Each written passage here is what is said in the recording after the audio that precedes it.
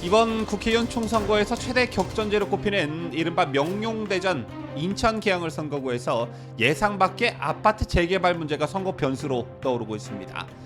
특히 지난 2년간 지역을 책임진 이재명 더불어민주당 대표가 지역구 부동산 현안에 대해 제대로 답변하지 못하자 지역 인터넷 커뮤니티에는 이재명을 성토하는 글과 댓글들이 빗발치고 있는 것으로 알려졌는데요. 그런데 추가적인 논란이 발생했습니다. 지난 2일 진행된 계양을 선거구 TV 토론회에서 이미 신축 아파트가 들어선 곳을 재개발 추진 지역으로 언급한 사실이 뒤늦게 알려져 지역민들의 원성을 사고 있습니다. 어떤 추가적 논란이 발생했는지 잠시 후 저희가 보도합니다.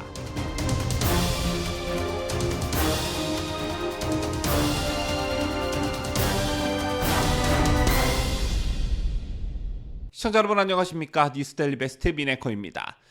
큰 화제를 모았던 지난 2일 OBS를 통해 방송된 계양구 TV 토론회에서 원희룡 국민의힘 후보는 이재명을 향해 재개발 재건축을 추진하고 있는 지구나 아파트 이름, 그들의 요구사항이 무엇인지 알고 계시냐라고 물었습니다.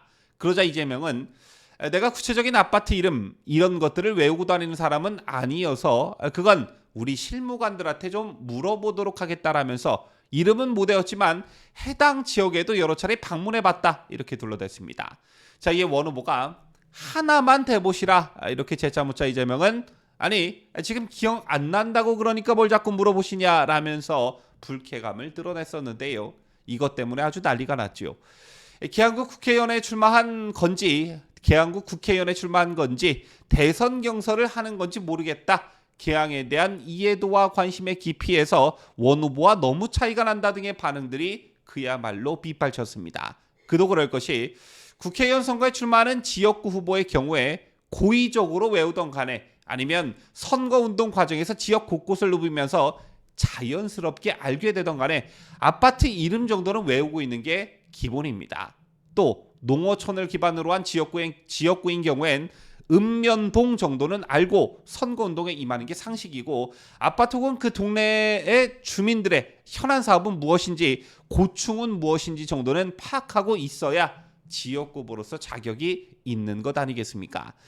그런데 이재명은 지역민들이 관심도가 굉장히 높을 법한 재개발 이슈와 관련해 아파트 이름을 하나만 대보라는 질문에 답을 못했습니다.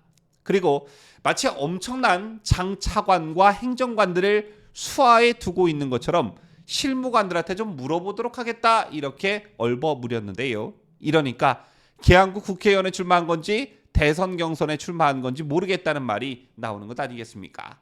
이런 가운데 추가 논란이 번졌습니다. 이재명이 해당 토론에서 언급한 재개발 추진 지역이 알고 보니 이미 신축 아파트가 들어선 곳이었다라는 것인데요. 다시 토론회 때 이재명의 워딩을 보면 TV 토론회에서 원희룡 국민의힘 후보는 지금 계양을 해서 재개발 재건축을 추진하고 있는 지구나 아파트 이름 또는 그들의 요구사항이 무엇인지 알고 있느냐라고 질의했습니다. 그러자 이재명은 아파트 이름을 구체적으로 외우고 다니는 사람은 아니다라며 서운동 일대라든가 이런 데 재개발 지역은 많은데 이름은 못 외웠다라고 답을 합니다. 그런데 문제는 이재명이 언급한 계양구 서운동 일대는 이미 재개발 사업이 완료돼 분양은 물론 입주까지 마친 지역이라는 점입니다. 서운동은 지역 절반은 산업단지이고 그 외 서운 체육공원과 주거지역으로 구분된다고 하는데요. 제중 재개발 대상이었던 서운 구역은 1669가구 규모의 계양 효성 해링턴 플레이스 단지로 재탄생했습니다. 2021년 준공돼 이미 입주까지 마쳤다고 하는데요. 그러니까 3년 전 개발이 완료된 곳을 재개발 추진구역으로 언급한 것은 지역 현안에 대한 무지함을 보여주는 단편적 사례라는 지적이 나올 수밖에 없는 것입니다. 이것 때문에 계양을 비롯한 전체 민심이 술렁이고 있는데 한 부동산 커뮤니티 회원은 지역 현안에 대한 기본적인 질문조차 답을 못한다. 현재 진행 중인 재개발 재건축을 물었는데 서운동을 들먹였다. 서운동은 재개발 끝나서 벌써 입주한 곳이라고 성토했고 또 다른 회원은 솔직히 이재명이 계양에 관심이나 있겠나라며 토론회를 보니 아무 생각 없어 보였다라고 일갈하기도 했습니다. 이 밖에도 똘똘해 보였는데 토론 후 이미지가 나락으로 갔다며 경기도지사 경기 메인 지자체장까지 했던 사람이 토론 현장에서 둘러대는 것도 잘 못한다는 평이 나오기도 했습니다.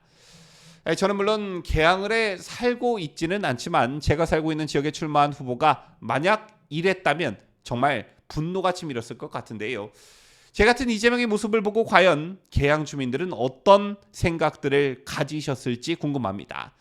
제 TV 토론회 이후에 민심에 어떤 변화가 있을지 여론조사를 좀 지켜봤으면 좋겠는데 이미 블랙아웃 기간에 접어들었고, 다만 이날 미디어 리서치 등에 따르면 양 후보 간의 지지율은 이재명이 47.7%, 원희룡 후보가 44.3%로 오차 범위의 초접전을 벌이고 있었습니다.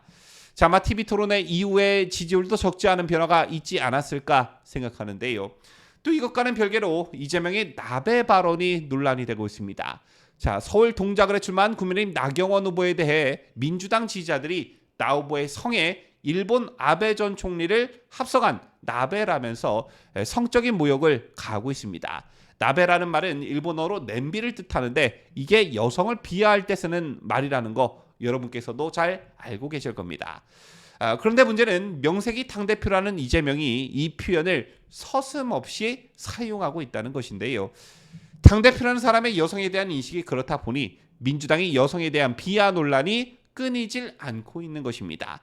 형수에게 입에 담지 못할 쌍욕을 퍼부은 이재명이 당대표로 있기 때문에 김준혁이라는 후보가 입에 담지 못할 저질스런 망언들을 쏟아냈는데도 불구하고 공천을 취소하지 못하고 있는 것입니다. 지난 대선과 지방선거에서 이재명과 민주당에 대한 국민들의 심판은 이미 내려졌지만 완전하지 못했고, 때문에 이번 선거에서도 어쩔 수 없이 이재명이 설치고 돌아다니고 있는 것인데, 이번 선거에서는 확실한 국민적 심판이 내려졌으면 좋겠다라는 생각을 가져보면서 뉴스를 마치도록 하겠습니다. 지금까지 저는 자유대한민국을 소화하는 뉴스데일리 베스트 민앵커였습니다.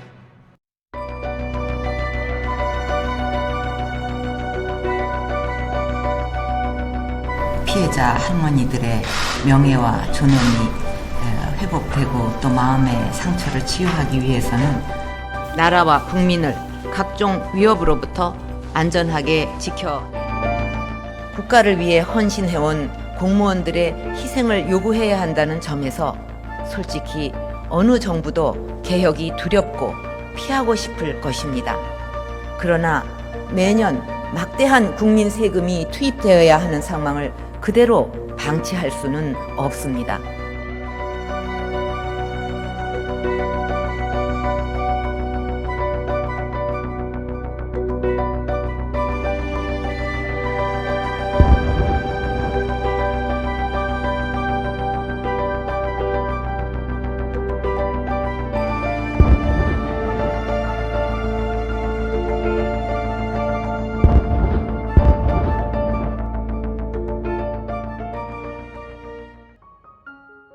시청자 여러분 안녕하세요. 뉴스데일리 베스트 운영자이자 뉴스를 전달하는 앵커 민들레입니다.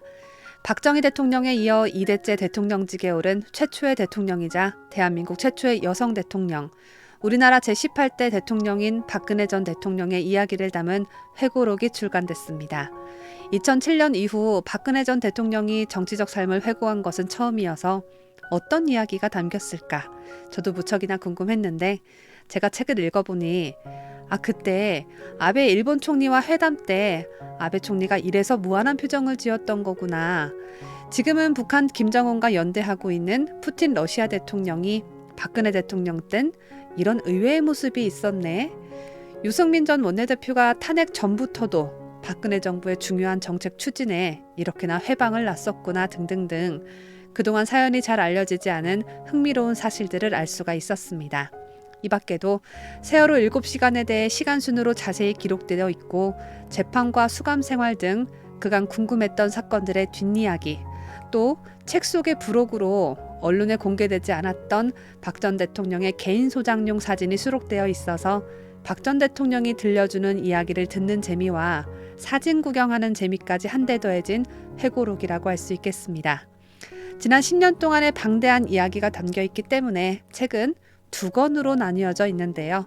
아직 구입하지 않은 분들 계시다면 어둠을 지나 미래로 1권과 2권 세트로 함께 구매하셔서 꼭 읽어보시길 강력 추천합니다. 저의 회고록이 우리가 더 나은 미래로 가는 작은 디딤돌이 되었으면 합니다. 국민 여러분과 함께 할 수 있어서 행복했습니다. 감사합니다.